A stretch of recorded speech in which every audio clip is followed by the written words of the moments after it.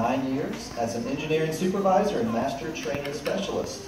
And he is currently serving as a Joint Base Charleston Honorary Commander in the 628th Air Base Wing. He was also elected to the Dorchester District 2 School Board in 2014, bringing with him a genuine vested interest and a commitment to always place children first. And he just won re-election this past Tuesday, so congratulations to him on that.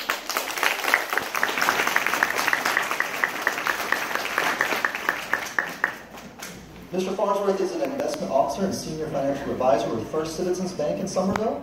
And prior to First Citizens, he served as vice president trade operations for a global electronic trading firm headquartered in Mount Pleasant, South Carolina.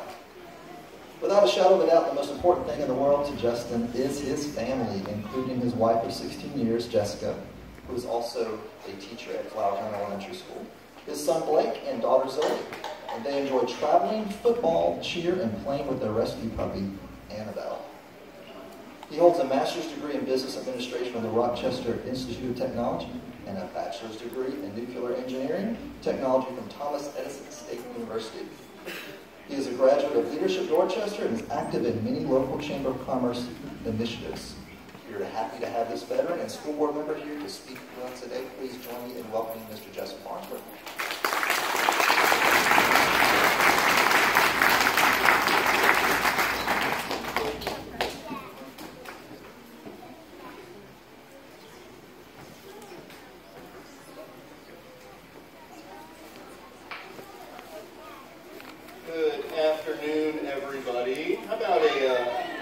Big round of applause for the Spann singers and the Spann singers. Yeah.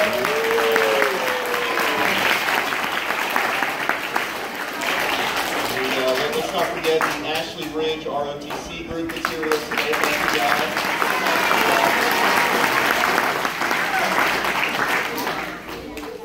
You know, what an amazing privilege and honor it is to be here speaking with this group today. I look out, I see students, parents, teachers, friends, veterans, special guests. One of my colleagues, board member, Mr. Brian Mitchum, thank you for being here. From the bottom of my heart, thank you for being here. You know, when you think about it, there's really not a more fitting tribute to celebrate and honor our nation's veterans than this event. I want you to look around and think about the freedoms that we've been afforded right here, right at this moment.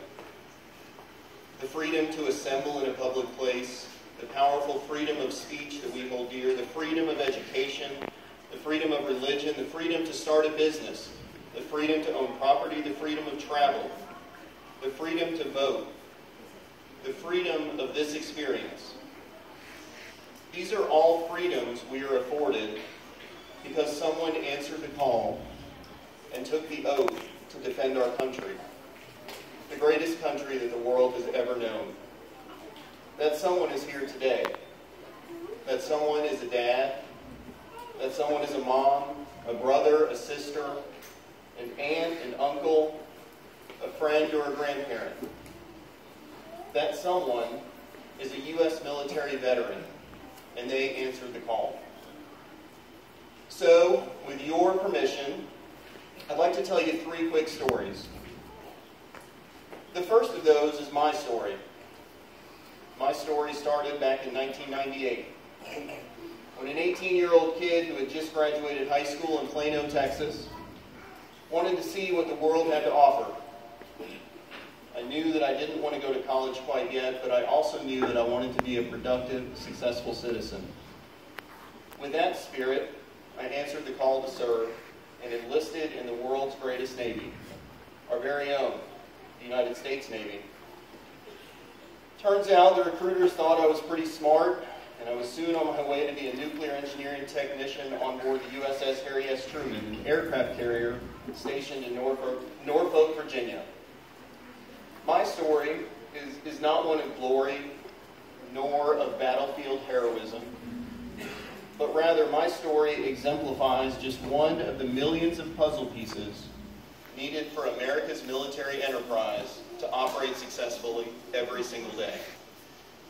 My story is about ensuring the turbine generator inside of one main machinery room was able to operate 24/7 with no glitches, allowing the crewmen to pilot into harm's way, launching planes in support of ground troops working to provide freedom and democracy to those needing it most in all corners of the globe. My story, when you think about it, is boring. But as long as my story remained boring, that meant that thousands of other sailors, soldiers, Marines, airmen, and guardsmen could successfully carry out their mission. The military, you see, is made up of millions of stories just like mine. Sometimes just regular men and women looking to make a difference, looking to continue the time-honored traditions and valor that now allow us to sit here today. My story added to our freedom. So that's my story. Let's talk about our story. Our story is over 2 centuries in the making, with the Continental Congress establishing our first formal fighting forces, the Army, the Navy, and the Marines, in 1775. Our story includes battles and wars forever etched in our memories. The American Revolution, the War of 1812, the American Civil War, World War I, World War II, the Korean War, Vietnam, Grenada, Beirut, Panama, and then into the post-Cold War era, the Persian Gulf War, Somalia, Haiti, and more recently, the global war on terrorism in Afghanistan, Iraq, and Syria. This list reminds us of the Battle of Gettysburg, the attack on Pearl Harbor, the Battle of Midway, the Battle of Iwo Jima, D-Day, the battle to regain Hue City, and the Second Battle of Fallujah, to name a few. Each of these decisive stands through and through has done one thing. They have each added chapters to our story. They have added heroes to our story, some of which are here with us today.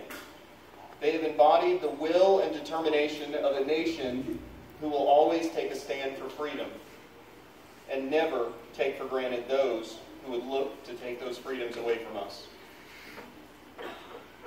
Our story is one of a nation forever indebted to those who have answered the call to serve. And last, but certainly not least, I want to talk about your story. Your story is still in the beginning chapters, and more is being written every day. In your story, you hold the pen, and you alone create its pages. What would your story say? If someone were to read your story one day, what would they think about you? Of all the freedoms known to mankind, and on the backs of the brave men and women who have served and are serving today, you have been given the ultimate freedom, the freedom to write your own story. Make your story something special. Thank you, God bless you, and may God bless the United States of America.